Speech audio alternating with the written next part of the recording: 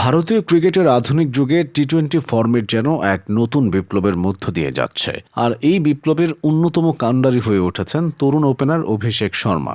সম্প্রতি নিউজিল্যান্ডের বিরুদ্ধে সিরিজে তিনি যা করে দেখিয়েছেন তাকে কেবল ব্যাটিং বললে ভুল হবে। এই যেন বোলারদের শাসনের এক নতুন ব্যাকরণ।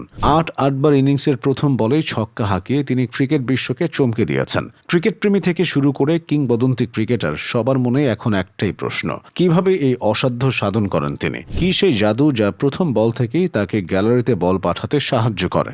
অভিষেকের ব্যাটিং শৈলী এবং মানসিকতা বিশ্লেষণ করলে দেখা যায় এর পেছনে কোনো অতি প্রাকৃত শক্তি নয়, বরং কাজ করে এক গভীর ক্রিকেটীয় বোধ এবং পরিকল্পনা। অনেকেই মনে করেন অভিষেক হয়তো ক্রিজে আসার আগেই ঠিক করে নেন যে প্রথম বলটিতেই বড় শট খেলবেন, কিন্তু অভিষেক নিজে এই ধারণাকে পুরোপুরি নাকচ করে দিয়েছেন। তার মতে প্রথম বলে ছক্কা মারাটা তার কাছে কোনো পূর্ব নির্ধারিত লক্ষ্য নয়, বরং এটি পরিস্থিতির দাবি। তিনি জানিয়েছেন মাঠে নামার পর তার প্রথম কাজ হলো উইকেট পর্যবেক্ষণ করা। উইকেটের চরিত্র বুঝে তিনি স্থির করেন তার পরবর্তী পদক্ষেপ কি হবে। একজন ব্যাটার যখন ক্রিজে যান তখন সাধারণত কয়েকটা বল দেখে থিতু হওয়ার চেষ্টা করেন, কিন্তু অভিষেকের দর্শন ভিন্ন। তিনি বোলারকে চাপে ফেলার কৌশল হিসেবে আক্রমণাত্মক ভঙ্গি বেছে নেন। অভিষেক বলেন, আমি এটা ভাবি না যে প্রথম বলেই ছক্কা মারতে হবে। আমি শুধু ভাবি বোলার যদি আমাকে প্রথম বলে আউট করতে চায় তবে সে ঠিক কোথায় বল করতে পারে। এই যে রিভার্স সাইকোলজি বা বোলারের মানসিকতা পড়ার ক্ষমতা, এটাই অভিষেককে অন্য সবার থেকে আলাদা করে দেয়।